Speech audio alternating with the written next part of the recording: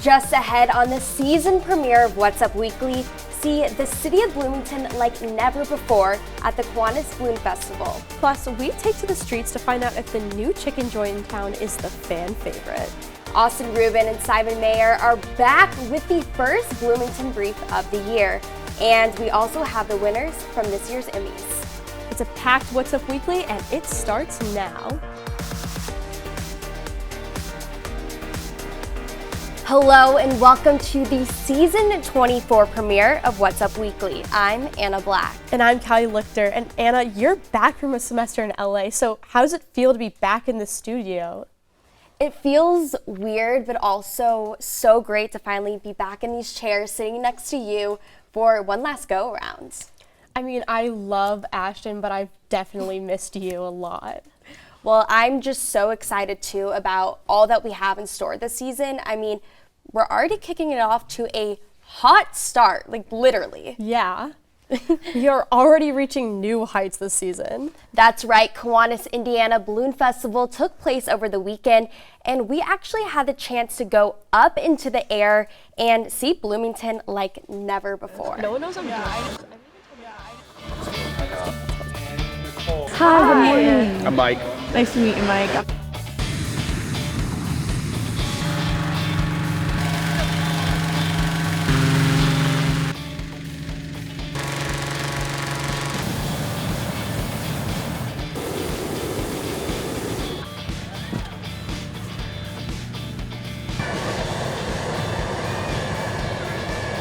My fear of heights right now is nuts.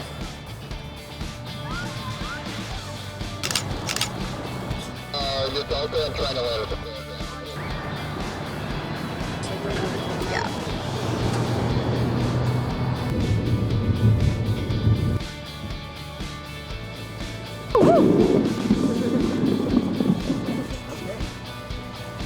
Woo!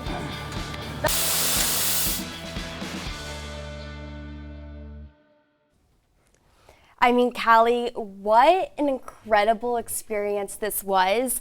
I mean, I thought I've seen Bloomington, but I mean, it's so different when you see it from this angle.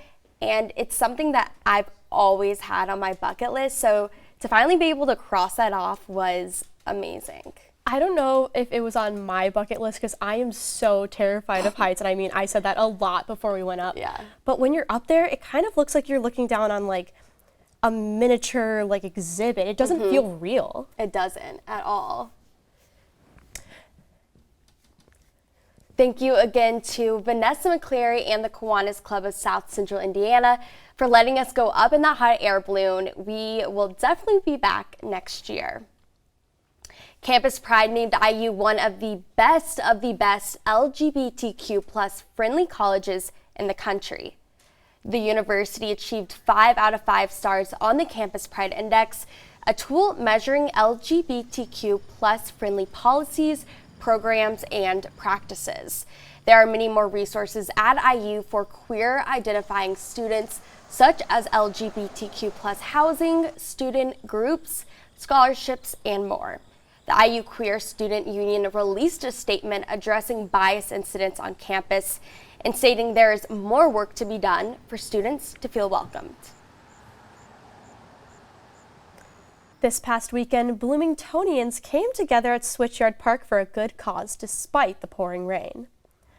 Switchyard Park hosted the Greater Indiana's Walk to End Alzheimer's, where teams and participants walk a mile in support of a cure. Even though the rain shortened the outside portion of the walk, inside there were tables, games, food, and even a giant inflatable brain. Participants received a colored flower to represent how the disease has touched their life. This year, the organization raised a total of $110,629. A Southern favorite made its way to Kirkwood last week, but it's striking up a chicken controversy. What's Up Weekly reporter Carly Rasmussen took to the streets to get some numbers on the issue. Carly? Thanks, Callie. I'm standing outside the highly anticipated grand opening of Raising Cane's here on Kirkwood Avenue. I'm here with Jonas, an IU freshman. He's going to answer a serious polling question. Cane's or Chick-fil-A? I've only been to Cane's once, Okay. but I'd say Cane's. Cane's. Why? The sauce. The is sauce. really good. Okay. You're not a Chick-fil-A sauce person. I mean, I like it, but it's overrated. Okay. There you have it. One for Canes. Canes or Chick-fil-A? Canes. Why? I think it's the crunch to tenderness ratio from Canes, and I think they just put a little bit more love into the chicken. Okay. Versus Chick-fil-A seems more like a corporate entity that just wants my money. Canes or Chick-fil-A? Chick-fil-A. Canes. Oh, okay. You guys are house divided. What's your reasoning? I just like the there's so many different sauces to choose from Chick-fil-A and more options, I feel. I like the bread and the sauce better. Okay. Awesome. There you have it. Thanks, guys. Canes or Chick-fil-A? Chick-fil-A, Why? because Chick-fil-A is just unbeaten. The spicy chicken sandwich, everything that you can get there just beats everything that Cane's offers. Okay. Although Cane's is pretty solid, Chick-fil-A just it goes to another level. So, Chick-fil-A or Canes? I gotta go Chick-fil-A still. I love the cane sauce, but Chick-fil-A has, I would say, more options on their menu for me. I might say it might be recency bias, but just because I haven't had it in a while and it's back here on Kirkwood, I have to say Canes. Thanks, Carly. It looks like this poll was a close call. I'm definitely going to have to make my way down to Kirkwood and test the competition for myself. The long wait is finally over. Austin, Rubin, and Simon Mayer are back with the first Bloomington Brief of the season. Guys, over to you. Thanks, Anna and Cali. Welcome to the Bloomington Brief. I'm Austin Rubin. And I'm Simon Mayer. The Queen of England passed away last Thursday after eating at Raising Cane's on Kirkwood. The restaurant's success has garnered a lot of anticipation for its sister restaurant opening on the end of Frat Row, Hazing Cane's. The Exchange online email service has a 1-star rating on 1.IU, with many students and faculty growing frustrated with the recent migration to the Microsoft email service. The university plans to address the issue in an email you'll probably never find. High school football rivals Bloomington North and Bloomington South played each other the other day, and we finally found out what happens when a stoppable force meets a movable object. They didn't get that one. The NFL regular season kicked off this past Sunday, and NFL star Rob Gronkowski hinted at possibly returning to the league. Gronkowski retired from football over the summer, not to be confused with his brain cells, which retired about 9 head injuries ago. You guys got that in common. The 10th annual Kiwanis Indiana Balloon Fest took place last weekend, launching over 30 balloons. If you're wondering how they got that much hot air in Bloomington, talk to a Kelly-directed Mitt. A Minnesota teenager broke his own world record with a 4.014-inch mouth gape, and if you thought you were surprised, you should have seen his face. And that's this week briefed. Anna and Cali, back over to you. It was great to have you guys back, and what a great first brief of the season. Yeah, for sure. And there is still plenty of What's Up Weekly to come. Ahead, we're joined in studio by Suzanne Melia, an IU sophomore, to talk about her clothing brand, Faded Moon. Stay with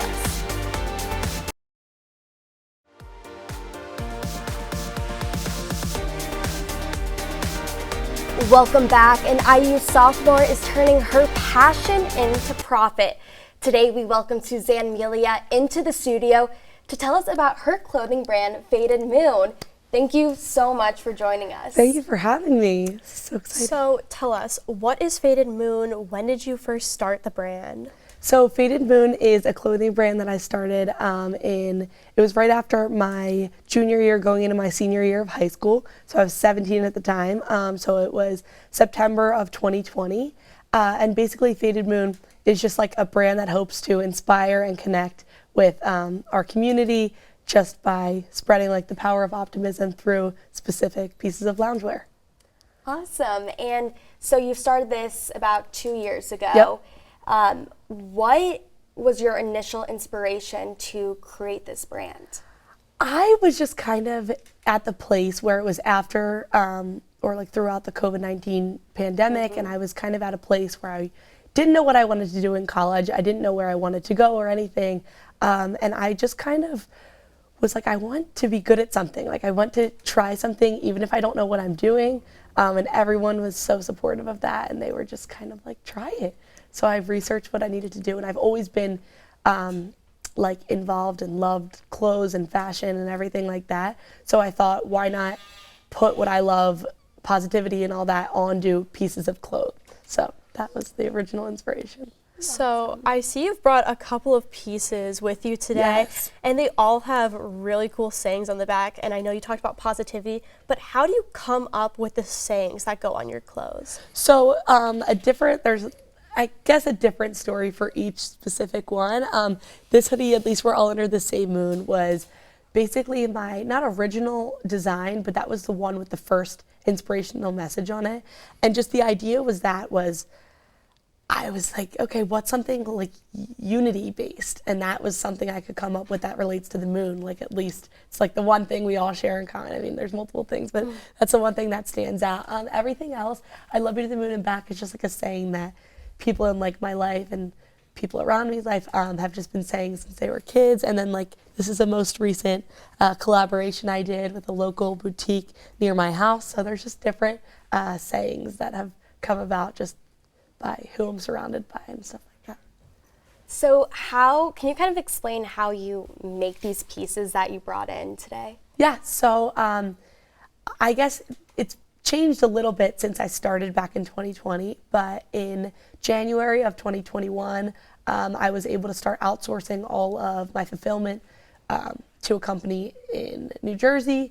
And basically since then, the way the process works is I start just with my iPad and me, and sometimes my siblings or my friends or whatever, and I'm like, what do I kind of want to see in the next product? And then from there, I'm on Pinterest and Instagram and all these different social media sites that I see what's trending. Like for example, the big letters on the back of the hoodie, I was like, wow, I see big oversized hoodies are trending with large fonts on the back. How can I make something like that? Then when I created the message, I have been working with these two graphic designers. They basically mock up the artwork I kind of pieced on my iPad together, and once they mock it up, they send it back to me. I'll approve it or deny it or switch stuff around, like the color or the size or whatever. And then once I approve that, then it starts the whole production process. So they get ordered, the products get ordered from suppliers, and then they get screen printed or embroidered or whatever. And then from there, they go into inventory and then they get sold. Wow, that's crazy. Yeah, that is so cool, but it also seems like at the same time so stressful. And I know that being a college student is stressful enough. So how do you juggle being not only like the head of a company, but also being a full-time college student? Basically, I just kind of try to like look at each day as like a new day, and stuff happens throughout the day. Like obviously things go well and not so well, whether it's in school or in business. So I kind of try to like wake up, and every day I'll do certain things for Faded Moon, like say it's answering emails or taking calls or having Zoom meetings or whatever it needs to be, just to start my day knowing I'm doing something for the business to start. And then from there I'll kind of go to class, do my homework, take exams, whatever it needs to be. And throughout the day, if I have any type of downtime, social media is huge, so I like run the social media, some of the social media pages now, like answering DMs. So I think it's just a lot about knowing what I need to do that day and writing it all down the night before, and then kind of just tackling each and every thing on my to-do list just to get everything done. And then of course I have time like for myself or for my friends or stay in or go out or whatnot. So yeah. So you talked about like your day-to-day, but what are your future goals for Faded Moon? I would say for the future, just growing like the community base. I kind of look at it as everyone who not only follows on Instagram or TikTok or has purchased it, like I feel like they've purchased or follow for a specific reason. And I think that reason could be like a lot of different things. Some people might like the product or the sayings on the back, or maybe they like the inspirational quotes that I post or the interaction. So I try to look at it as like more like a community rather than just customers, if that makes sense.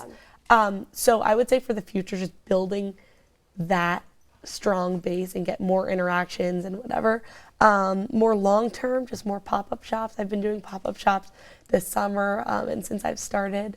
And then even just I have an ambassador program, and just growing that and like doing stuff with them, trying to meet them in person. Like I would say just more minor goals for the future.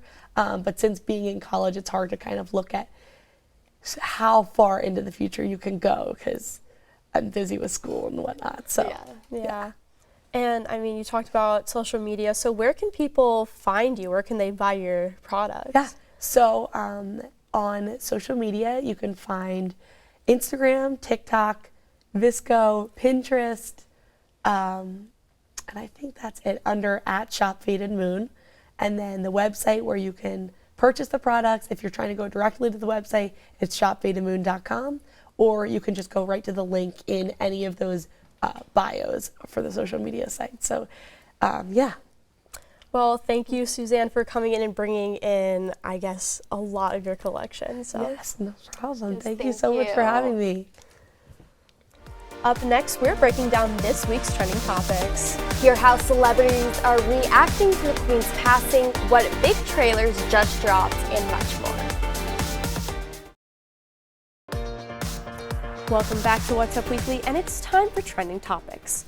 The death of Queen Elizabeth II is being felt around the world. Many stars and singers are paying tribute to the beloved monarch. Elton John paused during his Toronto show Thursday to honor the Queen. The UK native said, quote, "I'm 75. She's been with me all my life. I'm very sad that she won't be with me anymore." He's not the only artist that used his stage to pay his respects. British pop star Harry Styles also commemorated her during his show at Madison Square Gardens. He said, quote, "Please join me in a round of applause for 70 years of service." The entertainment industry is also paying its respects. Creator of Netflix's hit drama series The Crown says it will stop filming. The Crown isn't the only show generating some buzz. That's right. Disney Plus just dropped a trailer for the new season of The Mandalorian. It was released at Disney's D23 Expo over the weekend. The third season will be available to stream on the platform next year.